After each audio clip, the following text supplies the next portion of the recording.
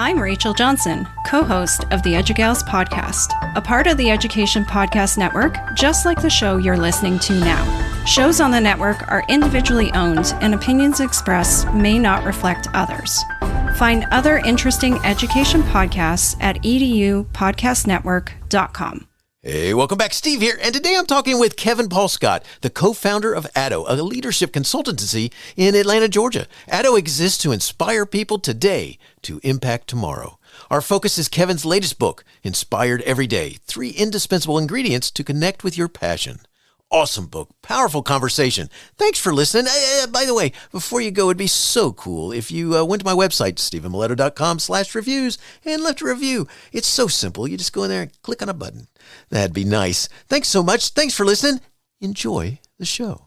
It's the Education Podcast, your favorite show, with lots of groovy guests and they share what they know. So crank it up to 10 and let your neighbors know that here's another show with Dr. Steve Miletto.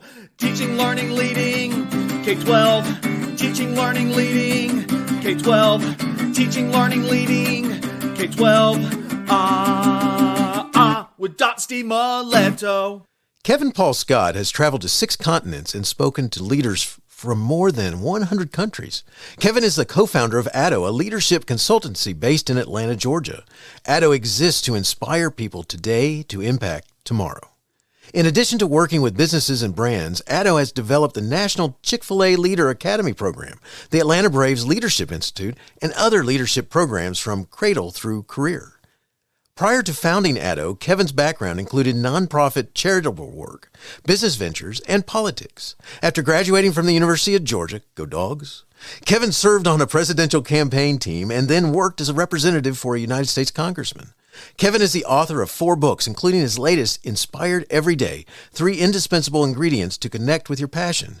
In consecutive years, Kevin was named to the 40 Under 40 list for Georgia Trend and then the Atlanta Business Chronicle. For his leadership and business acumen, Kevin has been featured on Fox News, CNN, MSNBC, and in numerous publications, including the New York Times, Washington Post, and Los Angeles Times. For fun, Kevin has been cage diving with great white sharks in South Africa, which really sounds cool, trekked mountain gorillas in Uganda, and ridden a llama in Colombia. However, he most enjoys being at home with his wife, Laura, and his children, George and Amelia.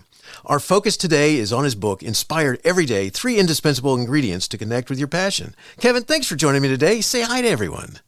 Hey, Steve. It's so good to be here. Thanks for having me on. Well, great to have you here, and you got an awesome book, and I can't wait to talk about it. But before we do that, you got so much cool stuff. I had to pick and choose, and I just can't miss this. I mean, as being a graduate of UGA, we got back-to-back national championship football wins. What do you think about that?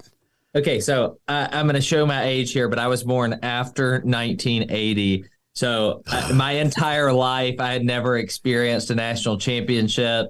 I had dealt with the humiliation from our friends at Auburn and Tennessee and Florida, Alabama, even Georgia Tech. So it feels really good. This is good. Life is good, isn't it? It's awesome, the funny thing is that going back in time, then I was in Florida then, so I was not rooting for. I can remember watching Herschel run, and I'm going, this is cool. I ended up coming up to Georgia, getting my degree, and there's nothing better, man, because I know what you're talking about. All those years of everybody else being there, so good stuff.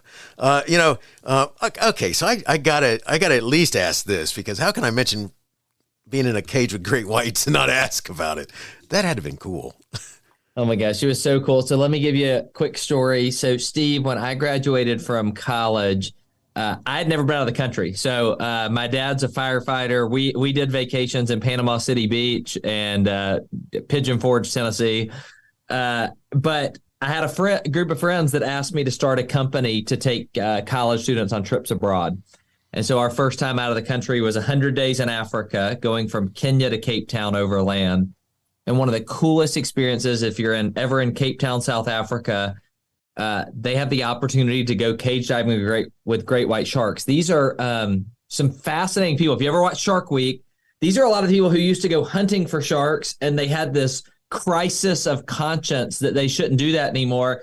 And so they use this mechanism to basically help people have a greater appreciation. But You are outside of a boat in a cage.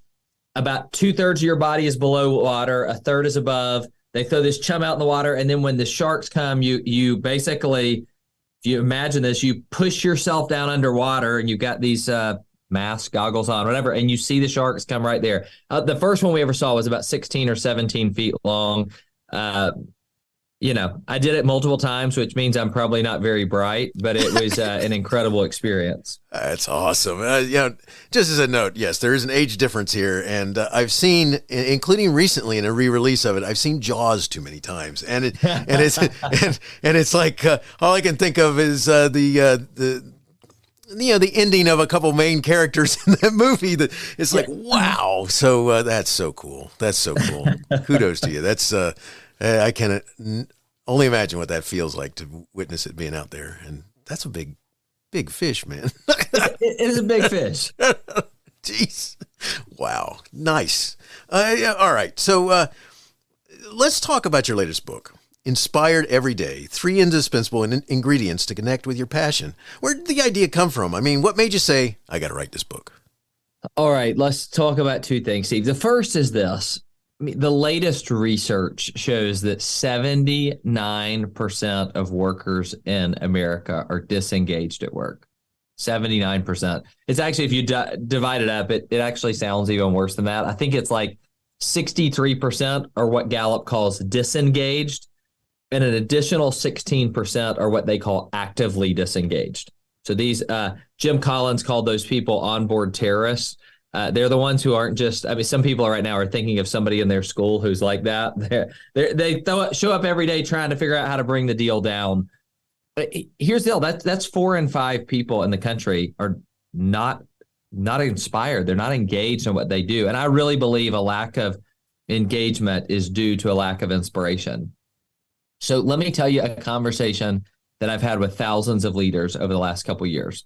I ask them 2 questions. The first question is this: are you inspired at your work right now? And see, these are people doing important work. These are people in schools and leaders of companies and in the medical profession. And almost every single one of them would say, no, they're not inspired. But then my second question I'll ask them is this: have you ever been inspired at work? Can you think of a time you were inspired? And immediately they're like, yeah. And sometimes it's this one moment, or it was this time where something was really hard or challenging, but they can think of a time that they were inspired. And so my question has been, if you're not inspired now, but you have been at one time, could you almost, now I'm not a Georgia Tech guy, so you got to help me out here, but could you reverse engineer inspiration? Now that sounds weird, but could you go back and say, what was it at that moment where there's certain things that existed in your environment at that time that helped you be inspired? And if you could identify what those things were, could you actually work to create an environment whereby you spend more of your time being inspired? Does that make sense? Like, oh yeah, what was it that was there at that time? And could you go and try to make that happen more often so that you spend more of your time being inspired rather than uninspired? And if you could do that, how would that change the game? Oh, that's powerful, because you're right. And just as a note, my wife and son would be impressed that 2 Georgia guys are actually mentioned that reverse engineering or something like That's this. Right. Hey, I may not be as smart as some of those guys, but we can look back and see how you do that. So that was the question. Could you engineer it? And I love that. Steve, the book is, I think when people hear the word inspiration, this is what they expect. They expect the book to be like with somebody's picture on the cover that's a motivational speaker that's like, live your best life now. And you've read the book. Oh, I just say, it's not that. It's actually a lot of research that says, what does it take for inspiration to exist? And then if we create that environment and apply inspiration, how does that change both us individually and the places we show up every single day?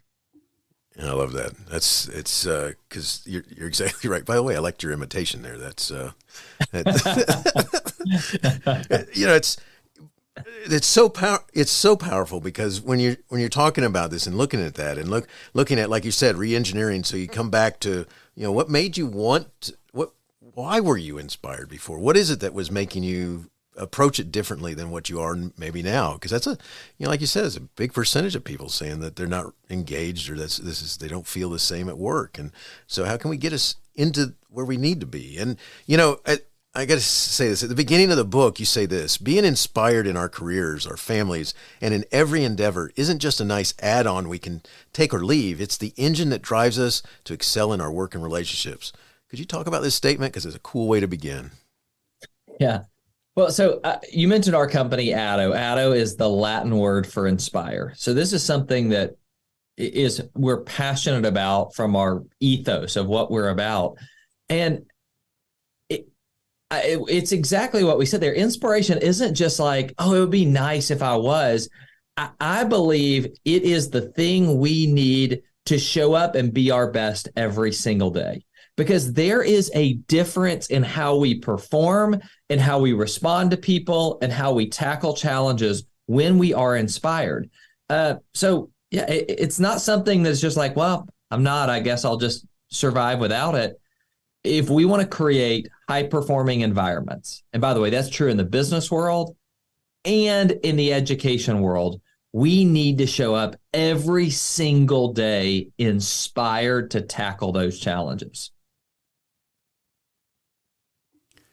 That's because I think it's easy enough to say, I'm going to do this, or I'm going to be this, or I'm going to, but never follow through with it. But at the moment, it sounds good. I would. Inspiration to me there are these practical benefits of it. What you're talking about there, it's inspiration gives you the passion. It gets you excited to get up in the morning. When you're inspired, you don't want to just roll out of bed. You want to get out of bed. You want to tackle things. Inspiration gives you direction. So when you're inspired to tackle something, you know where you're headed. And inspiration provides a willingness to tackle challenges even when you want to quit. That's the difference in being inspired. Not so anybody is willing to start doing something. It's that most people want to quit when things get hard. When you're inspired, you're willing to keep going and persist through those challenges. And so, again, it's not fluffy. There's practical benefits to inspiration. Love it. In your book, you get into a couple of terms I want to talk about. So let's talk about what role purpose, problem, and partners have to do with inspiration. Okay, so the book, we talk about 3 indispensable ingredients. Now, let me be honest with you, because I know anybody who does a book, it's like, here's the only secrets you need. If you just do these 2 things or these 5 things, you'll be inspired. Well, let me tell you, there are other things that have to take place to be inspired all the time. I'm not saying that these 3 are it, but I am saying that they are indispensable, meaning I do not believe you can sustain inspiration without these 3 things. Okay. So without these 3, there is nowhere even to start. And those 3 are purpose, problems, and partners. Purpose, problem, and partners. And each of those means something unique, but it's the combination of the 3 that really matters. I'll hit them quickly, and we can come back to any you want to spend time on, Steve. Number 1, purpose. That's about the vision. It's the direction. It's something that you want to accomplish. By the way, I find a lot of young people, they have that purpose when they're in high school or when they're in college. The next thing is to graduate, or the next thing is to do this. So they've got a purpose. So often we achieve a certain goal, and then we feel like we don't have that next purpose. My goal was to be a principal. Well, now that I've become a principal, what's your next purpose? Okay. The second piece is problems. And a lot of people right now, they're already turning off the podcast because they're like, if you're telling me I need problems to be inspired, I don't want any part of it. But the truth is, we're not inspired when things are easy. If you think about right now, the people in your life who are the most inspiring, the people we talk about in classes, they're all individuals who've overcome obstacles. So if the people who overcome obstacles are inspiring, yet we're trying to spend our life trying to make everything easier, something is missing there. And the third is partners. And I find this is really key in any environment. In a lot of businesses that we work with, Steve, remote work has hurt this. But I often find, even in school environments, there are so many roles that feel incredibly isolating. You're surrounded by people, but you're working on your own thing. And if you don't feel like you're really in partnership, you've got to have all three. You got to have a purpose, you got to have a problem to overcome, and you got to have partners to do it with. If you have all three of those, you at least have started to lay the groundwork to have inspiration. If you're not inspired right now, the first question I'd ask is, which one of those three are you missing? If you feel aimless, it's probably the purpose piece. If you feel apathetic, you're probably missing some challenges, some problems you need. Or if you feel alone, you're missing those partners to tackle challenges with. I love this because this is, and it's just, and I had the purpose, the challenge, problems, and then the partners. And, one of the things that I want to just kind of mention here is that I think we have seen a lot of people talk about they may really like being able to remote work or something like this, but if they're really honest with you, I often want them to talk about what, that thing that they're missing, which is that interaction that, because you can talk one way like this, like we're on television or something like that, but it's not the same. It's not the same. The nuances or just the joking with each other, or the interacting, or the actual brainstorming, or actually the feeling of understanding whether somebody, the reading of the room type of thing, understanding that they actually want to say something to you about, they got a concern about whatever direction you're going, but they don't want to voice it because it's a little easier to get off the, hey, yeah, it's good. Okay. See you later. Bye. Click, as opposed to when you're in the same room and you read the room and you go. It's totally different. The interaction and the EQ piece of it. You're right. Yeah. And so we need that. We need other people. And by the way, it's not possible for everybody. There's people doing remote work right now and having to thrive, but so you got to have somebody who it feels like they're on your team. You're working together to accomplish something. Most definitely. One of the things that you get into in your book is you explain that there's a difference between inspiration and motivation. Can we go there? For sure. So, I want you to hear this. I'm not saying that motivation is bad. The late great Zig Ziglar used to say, some people say motivation doesn't last, and then he'd always quip back, well, neither does bathing. That's why we recommend it daily. Nice. So motivation is good. Motivation is often extrinsic. So I can motivate. Let's go to education for a second. I can motivate a student to try to do something. I can motivate them with, if I'm a coach, I can motivate them with playing time, or I can motivate them. They're not going to be able to participate in this performance if they don't get this certain grade. Motivation isn't bad. There are certainly places for that. But inspiration is when you tap into something within that student that makes them want to do it for themselves. And that inspiration is something that can be sustained. We often think about inspiring others. I think we've got to look at ourselves for that. What is it? I can be motivated a little bit. I can be motivated when my pants don't fit, that I need to lose a couple pounds. But am I going to be inspired to get up every day and have a healthier lifestyle? It's not always easy, but it's the thing that is intrinsic and it's longer lasting. So when possible, inspiration is always more effective than motivation.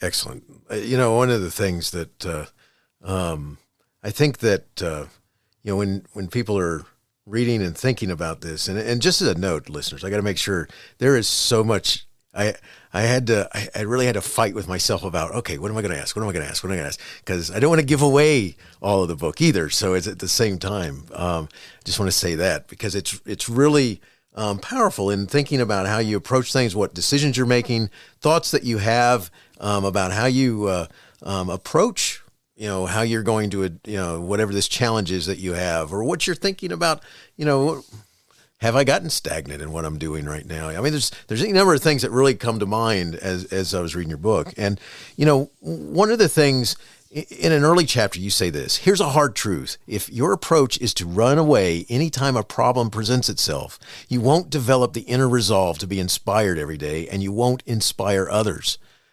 All right, talk with me about this because this is cool. Here we go, Steve. Okay. I got two things I want to hit on this one. First of all, we got to just hit this problem piece. So what we're talking about there is if you run away from problems, you won't be inspired and you won't inspire others.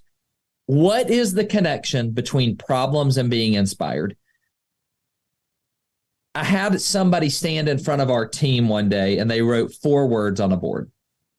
They wrote the word simple and drew a line and wrote the word complicated underneath. Simple and complicated. And then they wrote the word easy and hard. Simple, complicated, easy, hard. Simple, complicated, easy, hard. And they asked this question: when we are trying to work with others, should we make things simple or complicated?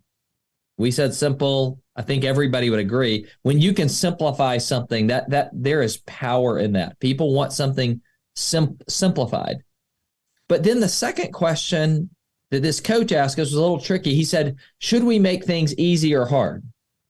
I'm going to just be honest with you. Our team said easy. And he looked at us, he said wrong. And this is what he said. I want you to think about this. Oh, I love this. He said, I want everybody in this room, and I'm going to ask everybody listening to this podcast right now to think about what you've accomplished in your life that you're most proud of. What are you most proud of? I mean, I love the answers. The ones from our room were graduating from college, being a single parent, staying married, running a marathon, getting out of debt. I mean, it's all these kind of things. All of them are really, really hard things. And this is what he said: the things we've accomplished in life that we're most proud of were hard, yet we spend most of our life trying to make our life easier. Why do we do that? Well, knowing when we look back, the things in our career that we accomplished that we're proud of were hard, yet we were trying to make our jobs easier. And so we need to do hard things. We've got to help develop that resolve. I say it this way, that the greatest leaders simplify systems to amplify effort. Simplify systems. So we got to make systems simpler to amplify effort. So then the question is for me and you, if we should be tackling problems, and this gets back to your question, what makes us run toward problems? And I love this story in the book. It's one that I had heard and I just felt the need to share. And it's a story about a cow and a buffalo. You remember that one, Steve? Yes, I do. The cow and the buffalo. Now, I am admittedly a cow in this, so I've got to learn to be a buffalo. If you've never heard this story, this principle is fascinating. If a cow, imagine this, is standing in a field and that cow senses a storm coming. And for the sake of this illustration, let's say that the storm is moving from west to east. The cow is standing in the field. It senses a storm is coming from west to east. The cow's natural reaction is to move away from the storm. So the storm coming from west to east, the cow moves eastward. The problem is cows are slow. So that storm eventually catches the cow. And while now the cow is underneath the rain, the cow continues to try to move away from the storm. And if you get this picture, the cow ends up spending a whole lot more time in the storm than if they would have just stood still originally. Okay, the buffalo, on the other hand, if the buffalo is in the same position and senses a storm moving from west to east, the buffalo actually moves in the direction of the storm. And so the buffalo confronts the storm, or the problem, if you will, head on, and keeps moving that way. So the buffalo ends up spending less time in the problem.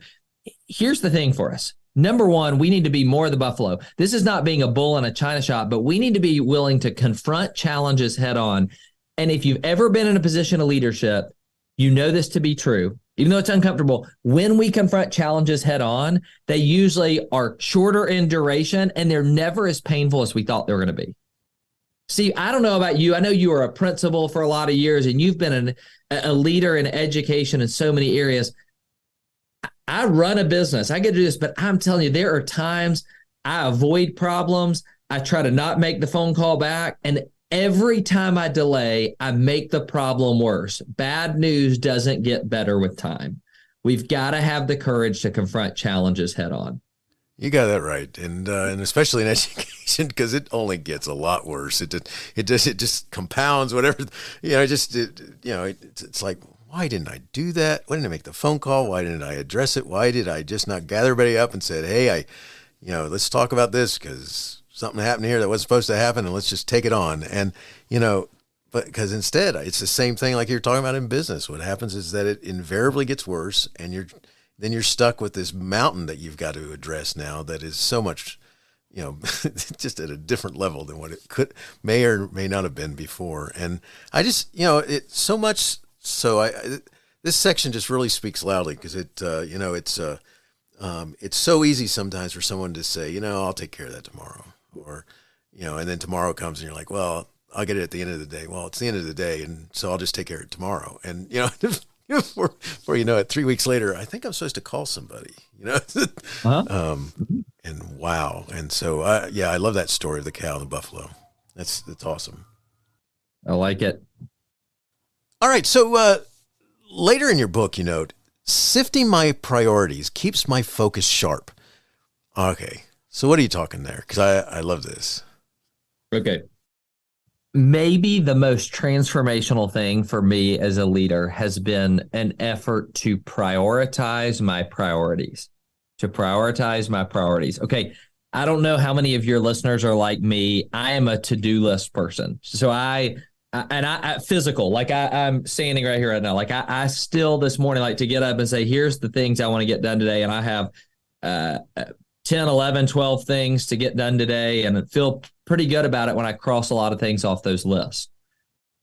Sometimes this is embarrassing, but this is good therapy for me, Steve, and be honest. Sometimes I write down really easy things on that list so I get the sense of satisfaction of crossing them off. I'm like, nice. Put on my clothes. Yep, it's going to be, I like crossing things off the list. The problem that I have with that is because I focus on crossing things off, I often do the easier things first, or I feel good when I've got 12 things on the list and I do 10 in a day. The problem is the one or two things I should have done on Monday get rolled to Tuesday, and then they roll to Wednesday, and then they roll to Thursday.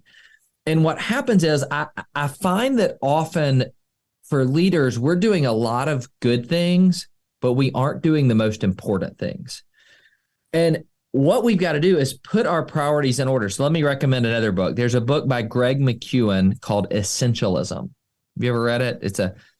I've never read it. I've heard audiobook segments of it. I know the book. So we'll give your listeners a great way that they don't have to read the book if they don't want. It's a great book. But here's this principle that he unpacks in the book that I think is fascinating. He says that the word, this is for my English teachers out there, former English teachers. He says the word priority came into the English language in the 1400s, and it was singular. And it stayed singular for the next 500 years. So the word priority is singular for 500 years. And then he says this, only in the 1900s did we pluralize the term and start talking about priorities. And I love this line. This is what he says. He says, illogically, we reasoned that by changing the word, we could bend reality. Here's what he's saying. You and I are saying, here's our top priorities. Here's our top priorities. And what we need to know and what the people we lead need to know is what's the most important. When two come into conflict, what do I choose? We do a lot of work for restaurants, but Chick-fil-A, McDonald's, Sonic, those kind. Those restaurants have competing priorities. One priority is speed, get people through the drive-thru faster. One priority is safety, make sure the food is safe. Guess what? They spend more time talking about speed, but they know for sure when those two come into conflict, I better prioritize food safety over speed. And as customers, we hope that they're doing that. So here's the thing. I ask everybody right now, when I say sifting my priorities helps me with my focus, have you prioritized your priorities? Yeah, I know your plate is overwhelming. Yeah, I know you got more things to do than you have time to do them. The question is, what's the most important? And for your team, have you helped them put those in the right order? When you can do that, you unlock potential in leaders in a whole different area. This is just so, it grabs you in a way in which, you cannot shake the fact that, first of all, I love the story about, we try to bend reality. Yeah, it's great. I love that he really says illogically. He says the word we use is illogical. And by the way, I will never forget. It's late March 2020. COVID is just ramping up. And I remember sitting around a circle with our leaders in our company. And we didn't know what the future looked like. It felt uncertain. And I remember telling our team something I thought was very smart. I said, hey, we're going to take out all the noise. These are our top 3 priorities over the next month. These are the top 3 things we're going to focus on. The youngest person on our team, she was 23 years old, graduate of Auburn University. She was not trying to be a smart aleck, Steve. She was being honest. She just said, all right, Kevin, but which one's the most important? Nice. And what she was asking me is, Kevin, okay, I hear these 3, but if I can't do all 3, or if these 2 are coming to conflict, which one should I choose? That's the job of the leader, is to define reality and set the priorities for their team.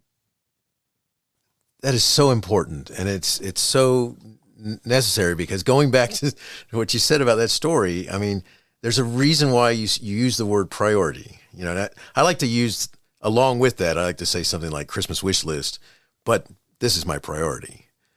Singular, you know, it's like, this is, I have all this other stuff I want to accomplish, and I can even put it in order for you, but I probably got to do this one first. And that's a great, and I think this is, in reading these words, it helps you understand that, you need to, you know, you need to think about this, because everything becomes a priority. It's just like all the research about whether you can really multitask or not, if that's such a thing. Yep, that's true. So I love this section. You know, toward the conclusion of Inspired Every Day, you comment, vision leaks and hearts drift. It takes commitment, tenacity, and the encouragement of mentors and friends to help us keep our eyes on what really matters. What do you want the reader to think about? Yeah, you know, it goes back to this difference in motivation and inspiration, that motivation is often extrinsic and it's often short term. Inspiration should be more intrinsic and long term. And what I really want people to do is think about how to sustain inspiration.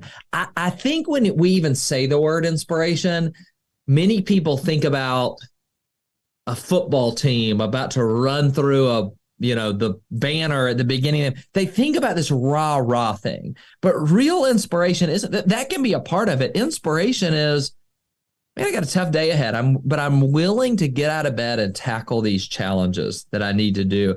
And I want people to think about, what does it take to have that over the long haul? I heard this phrase. I was at an event last week, and the leader of this nonprofit, a guy named Justin Miller, his organization is called Untold. I'm a big fan of what he does. He started this organization when he's in college. It's been 15 years, and he's still doing it. And many people thought, oh, they do it for a couple of years, do something else. But he said this phrase. He said, I want to have a long obedience in the same direction. Long obedience in the same direction. And I feel like, you know, for some of you who've been in this world for a long time, you've been in the education sphere, you know, there's times it gets exhausting and tiring, but being inspired means I'm going to stay the course. Even when it's hard, I'm going to keep doing it. Even when parents are difficult, I'm going to do it. Even when it's not the way that I wish it would be, and there's other external factors I've got to deal with.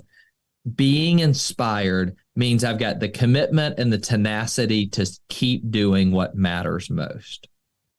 I think it's so important. And I love this section, because, you know, it's so easy sometimes. You just get, you know, you're talking with people, or you're meeting with your team or something like this.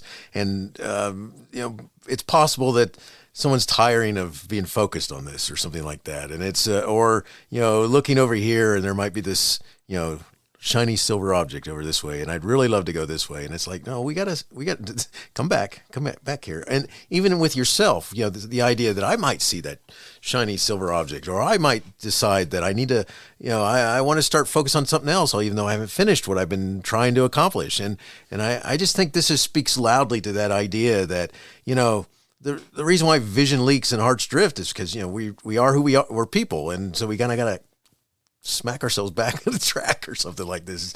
You know, it's kind of like, I don't know if you ever raced HO cars or any of that stuff, or the AFX cars or anything like that. But, you know, once in a while I got to stick them back on the track because they flip off, you know, that's what you made me think about. So I think it's cool. So, you know, that illustration. Thanks. You know, before we finish, you know, because your book's amazing, and there's so many different aspects of it that I mean, listeners, you got to you're going to be, it's going to inspire you to focus on what you need to focus on. And but before we finish, could you share what it is like to work with ADDO? Yeah, I would love to. Let me give you this for those who may not be familiar. So ADDO, we started in 2011 and started in the education space. So I had a desire that I wanted to impact high school students. I wanted to see them have the opportunity to lead at a higher level. I think I love this quote. Pearl Buck said, "The young do not know enough to be prudent, and therefore they attempt the impossible and achieve it generation after generation." Basically, young people aren't smart enough to know better, so they try things that everybody says are impossible, and then they do them. Right. And I really believe that if you can unlock and unleash the potential of high school students, that would be amazing. Here's my problem. I didn't want to be a nonprofit that raised money and only reached a certain group of the population. And I also didn't want to have a for-profit business that charged money. I knew these great camps or leadership programs, but they were really limited to students that came from a more affluent background or had a lot of academic promise. And so I decided if we want to reach high school students, we need to do it with some other person's money who wanted to reach that audience. And at the time, we learned, being in Atlanta, that Chick-fil-A, that 80% of their employees were under the age of 21. It's now about 65% of them. But we took this idea and we said, hey, we want to impact high school students. Will you pay for it? Nice. And if you pay for it, we'll be able to impact high school students, but you will get to put your brand in front of a young audience. You get to connect in your community and you get to live out the values you care about. Chick-fil-A wants to be the most caring company. They can do that in a tangible way. And so that program, we piloted in Cobb County, Georgia, in 3 high schools in 2013. This upcoming fall, this program will be in 1,200 high schools in 42 states. It's called Chick-fil-A Leader Academy. It's a lot of fun. Probably 80% of what I do at ADDO is related to workforce. It really is actually in the businesses. How do they attract talent, develop talent, keep talent? But 20% of what I get to do is still in schools on the student side, and it still is my favorite part of what we do because I think I know it's tiring and exhausting, but when you can impact a student's life, you can change the trajectory of their life. And Abraham Lincoln said, basically, the philosophy of the classroom in one generation is the philosophy of government in the next. Republican or Democrat, doesn't matter. You'd be hard for us to find people who really think our government's doing as well as it should be right now on either side. That means if I believe what Abraham Lincoln said, if we can change students' lives at an earlier level, give them the skills to confront challenges, we've got a hope that our country is going to be in better shape down the road. Love that. That is so powerful. This is so cool. One of the things that I got to ask you here is I'm gonna put you like you're you're a keynote speaker at like a conference for, in Georgia, we have the Georgia Association of Educational Leaders or the Georgia Association of Secondary Superintendents or something like this, if you had the chance to talk with a room full of high school principals in July, just before the faculty return, so they have time to think, all right, they have a little bit of time to think before everybody gets there. What is something that you would say to them that if you would want them to think about as they left your talk? Oh, I would love that. I got one key message, but I think this is what they've got to acknowledge first. The thing that I hear principals saying all the time is they've got more turnover than they've ever had. They got people, and it's not just retirement, it's people leaving education. The 2 industries with the highest burnout are healthcare and education. Both people that are changing the world, yet they're walking away from what they do. And I feel like there is a tendency for a high school principal to listen to this and say, I know I need my people to be inspired, but that can actually feel like a ton of weight on you because you may think, I'm not an inspiring leader. Like, I can't do the rah-rah thing. I can't do it. And maybe this one line will give you hope and some opportunity to change the game this school year. Here's the deal. The greatest leaders do not manufacture inspiration. They find it and fuel it. Let me say it again. The greatest leaders do not manufacture inspiration. They find it and fuel it. Here's what you need to know. It's not all on you. You don't have to go get the right talk and just the right kickoff and the right strategy this year. All that is going to be helpful. But the thing you've got to do is you've got to mine out inspiration in your school. Find the teacher who's really excited about something. Find the student success story. Find the bright spots. And then your job is to pour gasoline on them, to spread those. In fact, if you can just become a storyteller, learning the finding where inspiration exists, and then spreading those stories out to your community, I think you improve your culture, your climate. You find ways for both teachers and students to be inspired. You don't have to create it. You got to find it and you got to fuel it. Nice. I love that, because that's really, it's so important. I mean, you got, you think about what you just said about the thinking that it's over with, or it's coming to an end, or burnout, or whatever, overwhelm, whatever you want to call it, is that it's so large, because it's, especially if you care about what you're trying to do and you run into different brick walls that stop you from being able to, or feel like you're being successful or whatever. And, this is just, being able to understand that thought about how they can help, set some, get people burning, get them working on fire, getting their thoughts just going the right direction and so forth. I love it. Good stuff. Making it happen again. That's really what we're there for. So, one of the things that Kevin, that I want to make sure that I ask everyone, if someone wanted to follow up and connect with you and or learn more, where would you send them? Give you a few. First of all, my website is kevinpaulscott.com, and I have a blog that comes out every Tuesday morning. It's free. I'm not trying to sell anybody anything, but that's a great way. If you need a shot of inspiration, Tuesday morning, 7 a.m. Eastern, that's a great way to do it. You can find links to my books there, or even our ADDO website. So those are all opportunities. If you're specifically in education, I can tell you three things. Our high school program for Chick-fil-A Leader Academy, it's free. The problem is you got to have a Chick-fil-A that pays for it. So if you're not in an area where a Chick-fil-A is, I can't help you there, but that's an opportunity for a free high school program. We do have an elementary school character program, social emotional learning, called The Voyage. And then you asked me about speaking to groups. That's one of my favorite things. I've got 3 lined up already. I think 2 elementary schools and a high school to kick off this year. So anytime I can be a part of inspiring teachers, I love the chance to do that. Awesome. Excellent. I'll put information in the show notes so it's easy for them to come connect with you. I got 2 last questions for you, Kevin, and they go like this. How do you keep going when so much is going on that you may want to quit? Yeah, I think you've got to be inspired. You've got to have, for me personally, I've got to, if I want to quit, I got to remind myself of the purpose, because purpose is paramount. If I don't have something that I'm shooting for, I'll quit all the time. And so the purpose helps you, makes you, I love this old Southern phrase. It makes you want to hang in there like a hair in a biscuit. We need to find a purpose that makes us not want to let go and quit. Nice. I like that. Like a hair in a biscuit, man. I like that. That's cool. Awesome. So last question. Do you have a teacher in your past who made a difference in your life? If so, who was it? And what would you say if given the chance to say thank you? Yeah. 8th grade, Miss Wingate.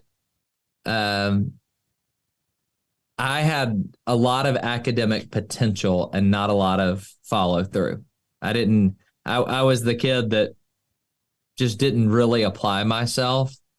And I'll never forget her. I found that there were teachers that just be frustrated with me and do this, but I've gone back and looked at this several times. She wrote in my 8th grade yearbook, Margaret Wingate wrote this. She said, Kevin, if you ever realize your full potential and you actually apply yourself, there will be no stopping you.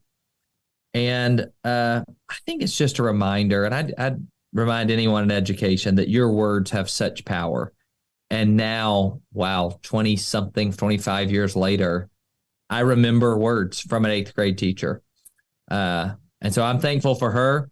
And I just encourage people, you may not know the seeds you sow now and how they will reap a harvest down the road. So I'd encourage other people to keep doing that.